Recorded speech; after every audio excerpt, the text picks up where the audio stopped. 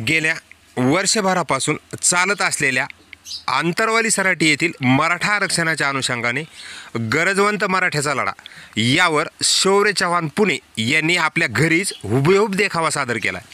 मराठ्यांना आरक्षण मिळावे म्हणून मनोज जरांगे पाटील यांनी जालना जिल्ह्यातील आंतरवाली सराटी येथे 29 ऑगस्ट 2023 पासून मराठा आरक्षण आंदोलन चालू केले. यामध्ये विविध आंदोलनं, उपोषण हे सुद्धा चालूच होते आणि यामुळेच हे आंदोलन न भूतो न भविष्यती असं ठरले. जरांगे पाटील यांच्या या आंदोलनामुळे संपूर्ण मराठा समाज न भूतो न भविष्यती असा एकत्र आला आहे. यावर शौर्य चव्हाण गुरुवार पेठ पुणे यांनी आपल्या घरात गरजवंत मराठ्याचा लढा या संकल्पनेवर हा सादर केलेला हुबेहूब देखावा आपण बघूया.